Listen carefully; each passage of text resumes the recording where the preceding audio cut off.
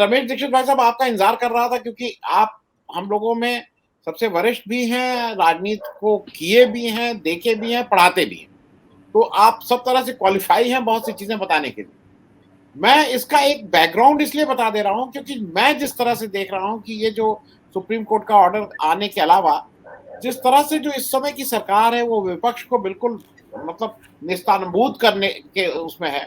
मैं थोड़ा एक दूसरा पर्सपेक्टिव दे दूँ और फिर आपसे समझूँ कि क्या ये सही है।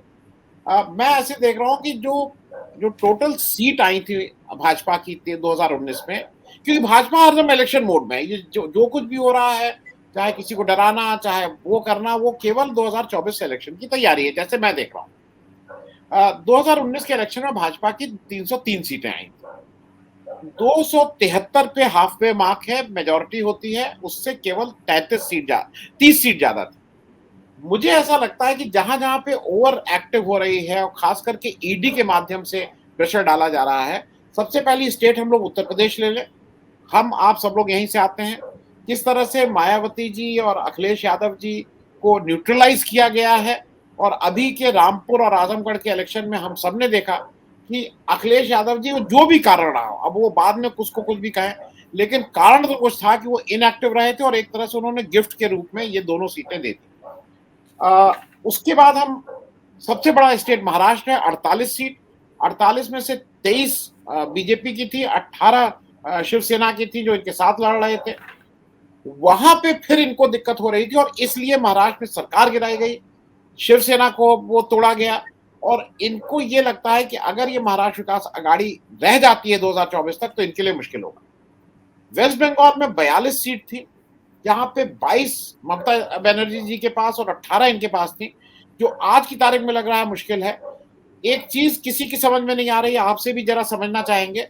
ममता जी ने जो ये कहा है कि मैं धनखड़ जी का तो समर्थन नहीं करूंगी, लेकिन इनके पक्ष में वो मार्केट अलवा को वोट नहीं दूंगी, तो इनडायरेक्टली तो ये सीधे सीधे धनखड़ जी का समर्थन हो रहा है। इसके ऊपर मैं इसलिए थोड़ा विस्तार से बात कर दे रहा हूं कि इसी पे फिर आप सब लोग अपना टिप्पणी करिएगा।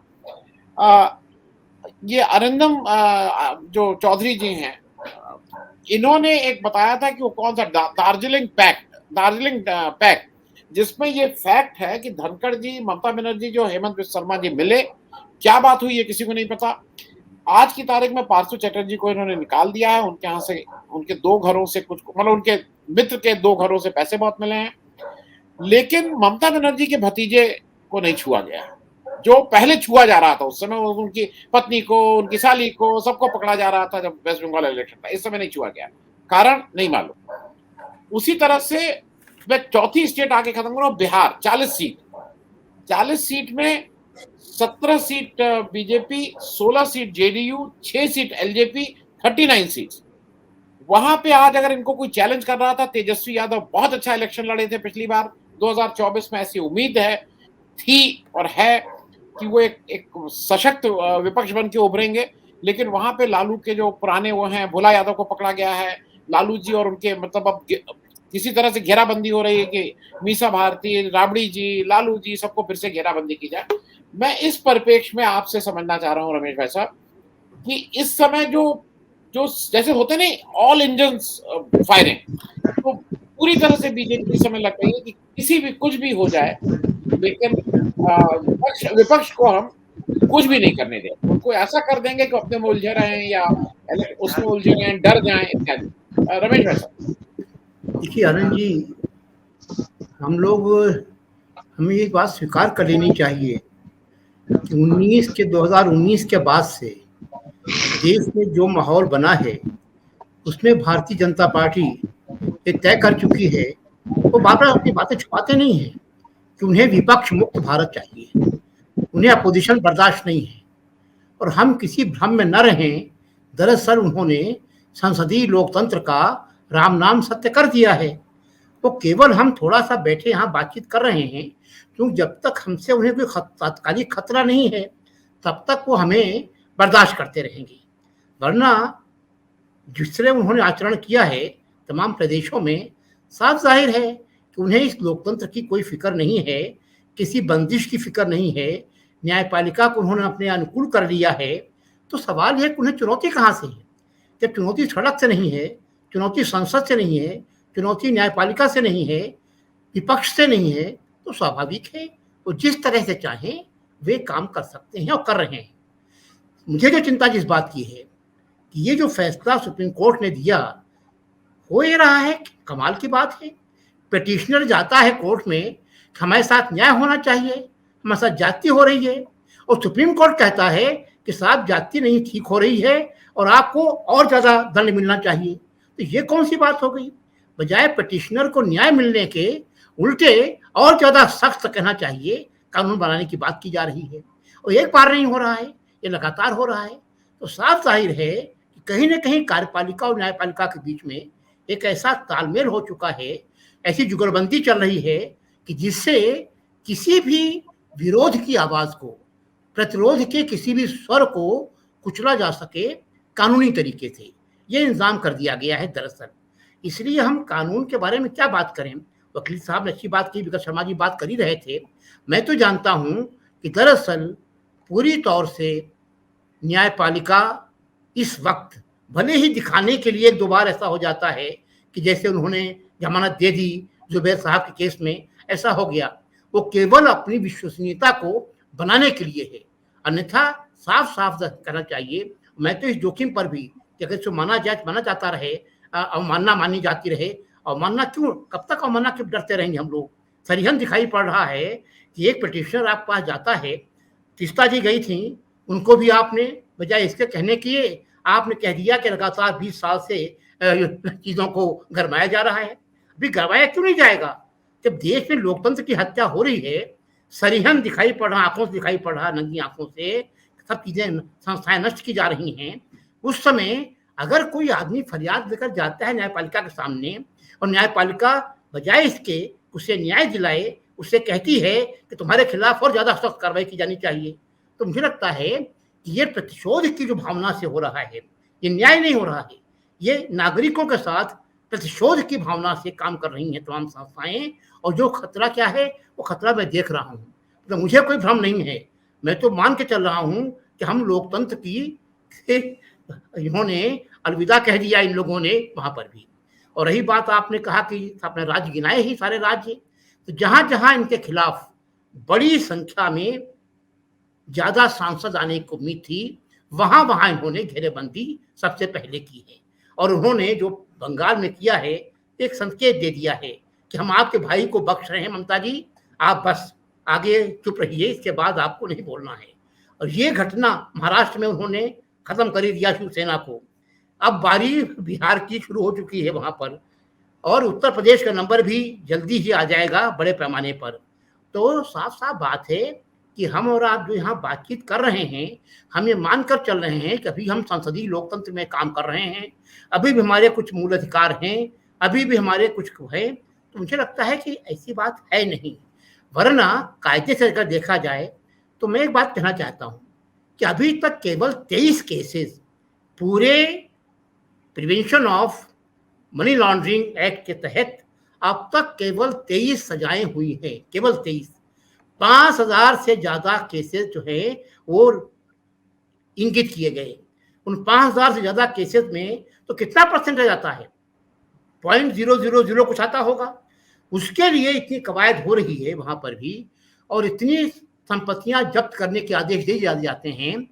1 लाख से कुछ ज्यादा संपत्तियां जब्त की गई, उनमें से भी कहना चाहिए मुश्किल से 1000 से कम जो हैं वो इस लायक पाई गई जिनको वास्तव में जब्त किया जाए। तो इतनी बड़ी कवायद काहे के लिए हो रही है? कितनी बड़ी मनी लॉन्ड्रिंग हो रही है, मैं समझ नहीं पा रहा हूँ। तो सवाल है, कुछ चीज़ों को आउट ऑफ प्रोपोर्शन, अनुपात से ज़्यादा अहमियत देते हुए कुछ बातें की जा रही हैं, उसका कोई मतलब नहीं है। साफ साफ जाहिर है कि सरकार प्रतिशोध की भावना से काम करते हुए, न्यायपालिका पर अपना दबाव बनाए रखते हुए ये बात सुनिश्चित कर लेना चाहती है कि 24 तो बाद में आएगा, ये 1922 में ही पूरा अपने कील कांटे दुरुस्त कर लेना चाहते हैं, ताकि आराम से 2000 कहना चाहिए 23 में बैठकर अपना गुणा भाग करते रहें, अपने पार्टी के भीतर जो असंतोष है दबाते रहें। विरोध विपक्ष को तो वो चित्त कर चुके होंगे पहले ही। इसलिए आनंद जी, चिंता का विषय ये होना चाहिए कि इस समय जिस बात की जरूरत है, वो जरूरत ये है कि विपक्ष ये मानकर चल ले कि मरना वैसे भी है वैसे भी है, तो क्यों ना आप सड़क पर निकलिए। सड़क पर जब तक बड़ी तादाद में बड़ी रैली नहीं होगी, कोई बड़ा जुलूस नहीं निकलेगा, बड़े प्रदर्शन नहीं होंगे, यकीन मानिए आप न्यायपालिका के भरोसे अपने मौलिक अधिकारों को बचाए रखने की चिंता ज़्यादा दिन नहीं कर पाएंगे। और सबसे बड़ी बात यह है कि ये जो सुप्रीम कोर्ट का फैसला आया है, इसके तहत जो संविधान के खास तो आर्टिकल हैं बराबरी का अधिकार का, 14-15 आर्टिकल का, हमारा 21 का, हमारी जिंदगी का कहना चाहिए अधिकार है, भाषा बोलने का अधिकार है, ये सारी की सारी हमारे अभिव्यक्ति की आज़ादी तो खत्म हो रही है, समानता का अधिकार तो खत्म हो रहा है। जबकि नियम यह है कि संसद भी, न्यायपालिका कुछ बात ही दूर है, संसद भी इन तमाम चीज़ों को का संशोधन नहीं कर सकती। इन चीज़ों में ये सैक्रोसैंक्ट है हमारे मौलिक अधिकार। ये फैसले आ चुके सुप्रीम कोर्ट के, फुल बेंच के फैसले हैं पहले के, कि ये ऐसा चैप्टर 3 ऐसा है फंडामेंटल राइट्स का, जिसे कोई भी संसद का कानून भी जिसमें बदलाव नहीं कर सकता है, और न्यायपालिका भी बदलाव तब कर सकती है जबकि पूरी बेंच नए सिरे से बैठे और नए सिरे से बदले उसको। ऐसा कुछ किया नहीं गया है। तो 2-3 जजों की बेंच जो है वो हमारे नागरिक अधिकारों को कुचलने का अधिकार नहीं रखती है, और इसलिए हमें नागरिक अधिकारों के हिसाब से कहना चाहिए मौलिक अधिकारों के नाम पर समानता के अधिकार पे, क्योंकि ये अधिकार है। एक बात और भी है, इसमें जो फैसला दिया सुप्रीम कोर्ट ने, उसमें कहा है कि आपको बताना पड़ेगा अपने बारे में। तो सवाल ये है कि किसी भी व्यक्ति को आर्टिकल 20(2) के तहत किसी भी व्यक्ति को अपने खिलाफ गवाही देने के लिए बाध्य नहीं किया जा सकता है, ये संविधान कहता है। तो सुप्रीम कोर्ट कैसे कह देगा हमसे? तो सवाल इस बात की है आनंद जी, कि ये तमाम जो हम बात कर रहे हैं वो तब की होती है जब सामान्य समय चल रहा हो, लोकतांत्रिक प्रक्रियाओं का पालन किया जा रहा हो, न्यायपालिका ठीक से काम कर रही हो। मुझे तो फैज़ अहमद फैज़ का एक शेर याद आ रहा है कि सितम की रस्में बहुत थी लेकिन न थी तेरी अंजुमन से पहले, सदा खताए नज़र से पहले, किताब जुर्मे सुखन से पहले। तो सवाल ये है कि सब जो देख रहे हैं हम लोग, ये तो एक तानाशाही का निज़ाम है, एक ऐसा निज़ाम है जहाँ की सब आज़ादियाँ छीन ली गई हमसे, तब ये कहा जा रहा है। अब मैं आपके पास रमेश भाई साहब आपसे जरा 2 चीजें जल्दी से पूछना चाह रहा हूँ। पहली चीज, आज इतनी हाइपर एक्टिव थी स्मृति ईरानी जी, अपने घर पे पहले प्रेस कॉन्फ्रेंस करती हैं और जो हुआ वो सबने देखा, लेकिन उसके बियॉन्ड में एक चीज आपसे समझना चाह रहा हूं। मैं उस समय बिल्कुल ठीक से देख रहा था और वो वीडियोस अवेलेबल हैं। जब लोकसभा बैठी और जब स्पीकर आए तो अभी वो सिर्फ बैठे ही थे, तब तक स्मृति ईरानी शुरू हो गई। मेरा जितना मैं समझता हूं, मैं कोई ना सांसद रहा हूं ना, लेकिन जितना मैं समझता हूं, स्पीकर परमिशन देता है, स्पीकर पहले शुरू करता है, फिर स्पीकर कोई कहता है कि मैं अपनी बात रखना चाहता हूं, then he is allowed to talk. कोई वो नहीं, वो चुपचाप बैठ गए और वो चालू हो गए, ये तो सबके सामने है। और उसके बाद जब कांग्रेस के लोगों ने कहा कि भाई हम, आपने अपनी बात आपने खूब कह दिया कि ये सब किया, आदिवासी का नहीं, महिला का नहीं, तो हमें अपनी बात कहने दीजिए, तब स्पीकर साहब ने एडजर्न कर दिया। मैं इस पे थोड़ा, क्योंकि मैं फिर से कह रहा हूं, रमेश दीक्षित भाई साहब जो हैं वो शिक्षक भी रहे हैं, छात्र नेता भी रहे हैं, नेता, वो समझते हैं इसको, इस बिहेवियर को आप कैसे देख रहे हैं जो स्मृति ईरानी ने किया, वो तो देश ने। जी, बात जहां से शुरू हुई थी आनंद जी, अगर संविधान की आप चिंता कर रहे हैं, अगर ऐसी सरकार सत्ता में है कि संविधान की, लोकतंत्र की फिक्र है, उन मर्यादाओं की फिक्र है, तब तो चीजें चलती रहती हैं। समस्या ये है कि न तो लोकसभा के अध्यक्ष को संसद की गरिमा का ख्याल है, न न्यायपालिका को न्याय की गरिमा का ख्याल है। जब सारी की सारी संस्थाएं अपने दायित्वों को भूलकर केवल सरकार के इशारे पर काम करने को कर रही हों, तो कहाँ का लोकतंत्र, कहाँ का संविधान? सही बात तो ये है कि संसद का नियम है कि कोई भी, चाहे मंत्री हो चाहे सामान्य सांसद हो, वो केवल और केवल चेयर को एडजस्ट करेगा, अध्यक्ष से बात करेगा।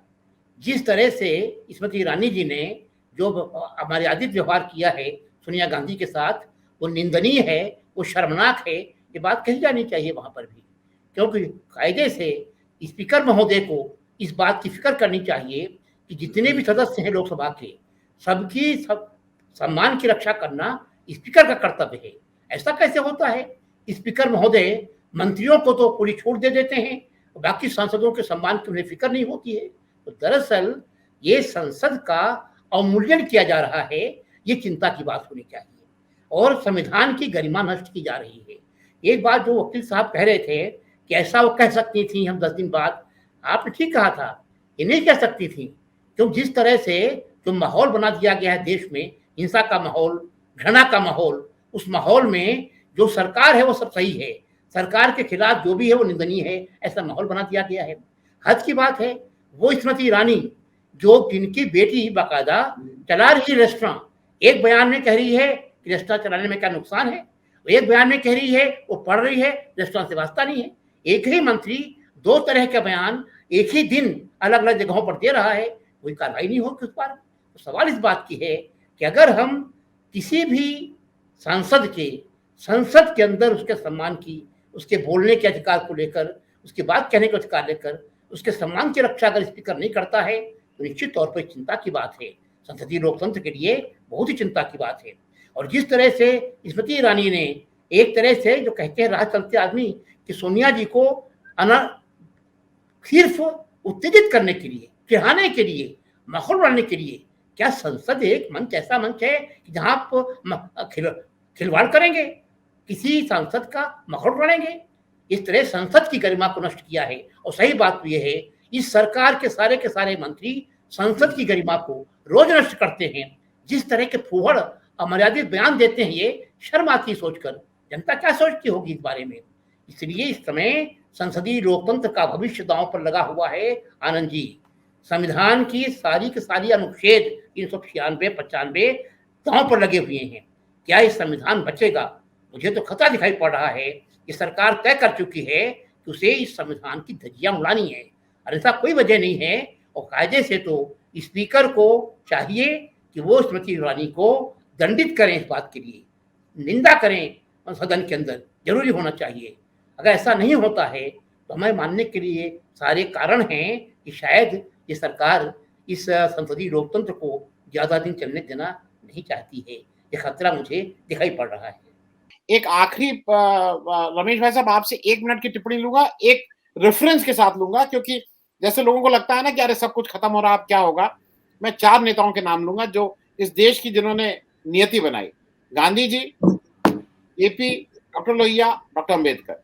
मैं नाम 4 इसलिए ले रहा हूं कि जेपी और गांधी कभी किसी पार्लियामेंट में नहीं रहे। अंबेडकर जी अपने दोनों इलेक्शन पहले हारे थे, 52 भी हारे, 54 का बाई इलेक्शन भी हारे, राज्यसभा गए। लोहिया अपने दोनों इलेक्शन हारे, 52 में लड़े नहीं, 57 हारे, फिर हारे। मैं सिर्फ ये कहना चाह रहा हूं कि शायद जो हम लोगों को लगता है कि नहीं, लोकसभा में और विधानसभा में और एमएलए बन के और एमपी बन के देश का निर्माण किया जा सकता है। बहुत एक क्विक टिप्पणी रमेश भाई साहब 1 मिनट के अंदर, कि केवल ये नहीं है, इस देश को रास्ता संसद के बाहरी के लोगों ने दिखाया है। सड़क डॉक्टर लोहिया कहा करते थे कि अगर सड़क में सक्रियता नहीं रहेगी तो संसद आवारा हो जाएगी। हो ये रहा है कि इस समय सत्ता के अहंकार में मौजूदा सरकार सारी संस्थाओं को धज्जियां उड़ा रही है कि इनका एक ही इलाज है कि सड़क पर बड़े से बड़ा आंदोलन, जनता को गोलबंद करने की आवश्यकता है। जनता त्राहि त्राहि कर रही है, महंगाई है, बेरोजगारी है, लोग परेशान हैं, और जो जीएसटी लग गया है हर चीज पर, खाने पीने सांसों तक पर जीएसटी लगा हुआ है। वैसे में एक ही तरीका है कि सड़क पर जनता को आंदोलित करना पड़ेगा। और जो विनोद जी की किताब है उसके हिसाब से आंदोलन जीवी बने बिना जिंदा रहने की कोई गारंटी मौजूदा निजाम में नहीं है। अगर आज तो आप सड़क वैसे मारे जाएंगे, लड़ते हुए मारा जाना बेहतर है। इसलिए अगर लोकतंत्र को बचाना है तो सड़क पर आंदोलन करना पड़ेगा। संसद पर तो कब्जा हो गया है उन लोगों का जो हिंदुस्तान के धनपतियों के पेड़ नौकर हैं, उनका कब्जा हो चुका है। पूंजीपतियों के कहना चाहिए समर्थकों का कब्जा हो चुका है, शालीन भाषा में कहें तो। इसलिए लोकतंत्र को बचाना है तो सड़क पर लड़ाई लड़नी पड़ेगी, इसके अलावा कोई विकल्प नहीं।